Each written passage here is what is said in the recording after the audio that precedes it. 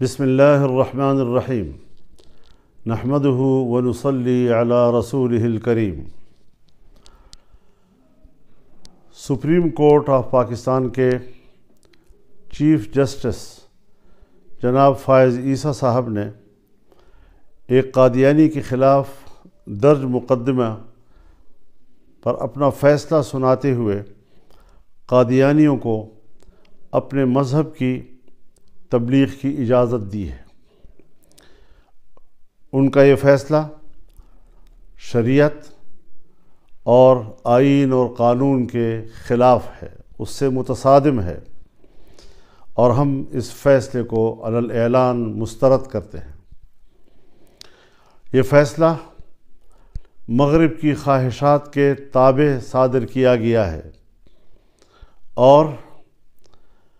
قرآن کریم کے جو حوالے اس میں پیش کیے گئے ہیں وہ غلط بھی ہیں، بددیانتی پر بھی مبنی ہیں، اور ان حوالوں کے جو معنی اور مفہوم تفاسیر میں متعین ہیں اور ان کا جو شان نزول ہے اس سے یہ حوالے کوئی مطابقت نہیں رکھتے ہیں۔ عقلی لحاظ سے بھی دانشور اس کو مسترد کرتے ہیں۔ لہٰذا سب سے پہلے جمعیت علماء اسلام پورے ملک کے طول و عرض میں ائمہ و خطباء سے اپیل کرتی ہے کہ وہ جمعے کے روز اپنے خطبوں میں سپریم کورٹ کے اس فیصلے کے خلاف آواز بلند کریں، ختم نبوت کے عقیدے کے تحفظ کے لیے بھرپور آواز اٹھائیں اور شدید الفاظ میں سپریم کورٹ کے اس فیصلے کو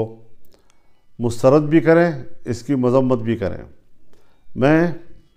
عالمی مجلس تحفظ ختم نبوت سے بھی اپیل کرتا ہوں کہ وہ فوری طور پر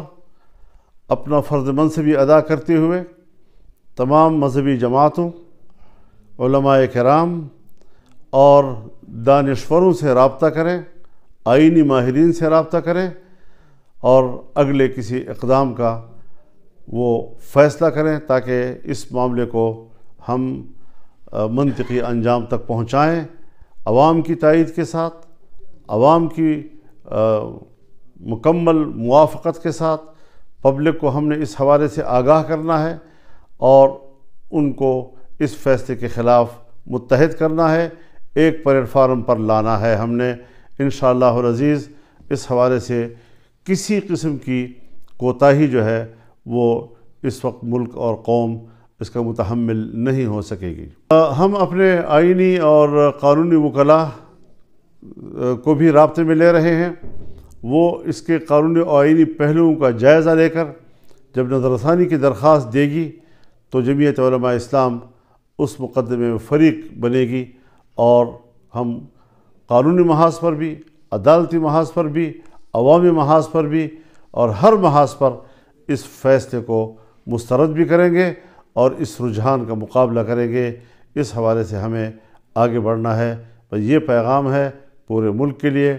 قوم کے لیے، اپنے کارکنوں کے لیے،